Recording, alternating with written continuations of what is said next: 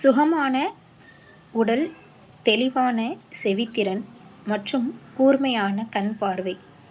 இதற்கு ஓத வேண்டிய துவாக்களை பற்றி இன்றைக்கி நம்ம பார்க்க போகிறோம்.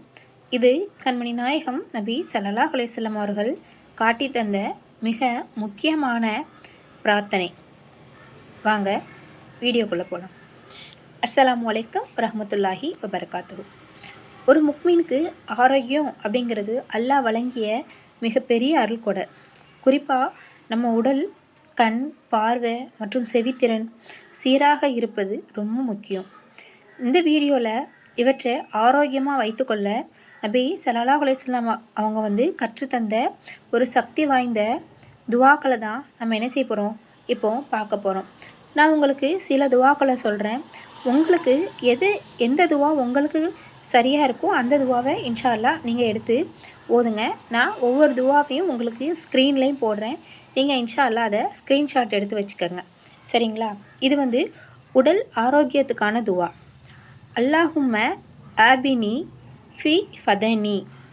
அதாவது இதுக்கோட பொருள் என்னென்னா, யா அல்லாஹ் என் உடலில் எனக்கு ஆரோக்கியத்தை அளிப்பாயாக.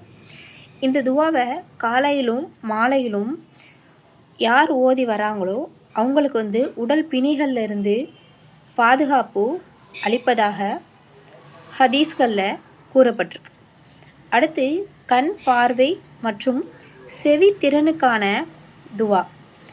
என்ன துவானா, அல்லாஹும்ம ஆபினி ஃபி ஃபதனி, அல்லாஹும்ம ஆபினி ஃபி ஹம்மி, அல்லாஹும்ம ஆபினி ஃபி ஃபஸர்ரி, லா இலாஹா இல்லா அன்த. இந்த துவா மொத்தமாகவே வந்துடும். நீங்கள் அந்தந்த துவா ஓதாமல் இந்த துவா மொத்தமாக ஓதுனீங்களாலே உங்களுக்கு எல்லா விஷயமுமே கிடச்சிரும். வாங்க இதோட பொருளை பார்ப்போம். யா அல்லாஹ் என் உடலில் எனக்கு ஆரோக்கியத்தை அளிப்பாயாக. யா அல்லாஹ் என் செவியில் எனக்கு ஆரோக்கியத்தை அளிப்பாயாக. யா அல்லாஹ் என் பார்வையில் எனக்கு ஆரோக்கியத்தை அளிப்பாயாக. உன்னை தவிர வணக்கத்துக்குரியவன் வேறு யாரும் இல்லை. இதனை டெய்லி காலையிலையும் மாலையிலையும் 3 முறை ஓதுறது சிறந்தது.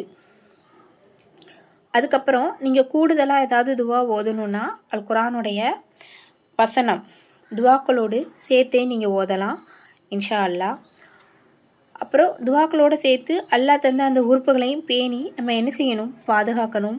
அதிகாலை நேரத்தில் நடைப்பயிற்சி, சுன்னத்தான உணவு முறை மற்றும் அதிகப்படியாக செல்ஃபோன் பயன்பாட்டெல்லாம் என்ன செய்யறது, குறைக்கிறது நம்ம வாழ்க்கையில் நம்ம அன்றாடம் பின்பற்ற வேண்டிய முறை, சரிங்களா? அடுத்து அல்லாஹ் நம்ம அனைவருக்கும் நோயற்ற வாழ்வையும் தெளிவான புலன்களையும் தந்தருள்வானாக. இந்த வீடியோவை மற்றவங்களுக்கும் ஷேர் பண்ணுங்கள். இது உங்களுக்கு ஒரு நன்மையாகவும் அமையும். ஜஸாக்கல்லாஹ் ஹைர்.